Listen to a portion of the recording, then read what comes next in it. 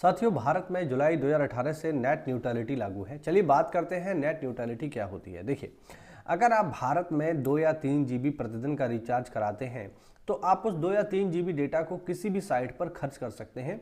ऐसी कोई बाध्यता नहीं है कि आप उस डेटा को किन्हीं गिनी चुनी साइट्स पर ही खर्च करेंगे। लेकिन बहुत सारे देशों में नेट न्यूट्रलिटी नहीं है। जैसे अगर हम बात करें मैक्सिको की या किसी और देश की, तो मान लीजिए अगर वहाँ पर आपने जो है 2 जीबी डेटा करवाया, तो हो सकता है वो 2 जीबी डेटा किसी विशेष साइट्स के लिए ही जो है उसको अलॉट किया गया हो। आप उस 2 जीबी डेटा को मान लीजिए 10 रुपये का, मान लीजिए आपने 2 जीबी डेटा रिचार्ज कराया, तो हो सकता है वो 2 जीबी डेटा आप किसी गिनी चुनी साइट्स पर ही इस्तेमाल कर पाएँ, सभी साइट्स पर इस्तेमाल ना कर पाएँ। और हो सकता है वही 2 जीबी डेटा आपको 20 रुपये में मिल रहा हो, लेकिन उस 20 रुपये में आप देखेंगे कि वही 2 जीबी डेटा आप बहुत सारी जगह या बहुत साइट्स में इस्तेमाल कर सकते हैं।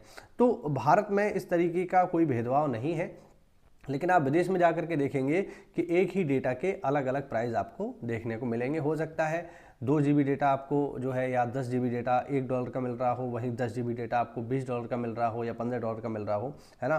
तो इस तरीके से एक ही डेटा के आपको अलग अलग प्राइस मिलेंगे, लेकिन भारत में ऐसा नहीं है। और कहीं ना कहीं ये हम लोगों के लिए अच्छी भी बात है, क्योंकि अगर इस तरीके की नीति भारत में लागू होती है तो ये जो कंपनीज़ हैं, बड़ी बड़ी कंपनीज़ हैं, ये हमसे कितना ज़्यादा रुपया वसूल सकती हैं आप कभी सोच भी नहीं सकते। और जहाँ तक मेरा मानना है कि हमें लगता है कि हमारा अधिकार है कि हम अपने डेटा को किस साइट पर खर्च करें, ये हमारा अधिकार है, इसको डिसाइड करने वाली कंपनी नहीं होनी चाहिए। तो ये होती है नेट न्यूट्रलिटी। अक्सर करके मेंस में इस तरीके के सवाल आ जाते हैं, तो वहाँ आपको लिखना होता है। ठीक है, तो जानकारी अच्छी लगी हो तो शॉर्ट्स को लाइक करिए, वीडियो को लाइक करिए। और अगर आप तैयारी कर रहे हैं PCS BO RO के लिए, तो ज्वाइन करिए स्टडी फॉर सिविल सर्विसेज के पेड बैच चालू है।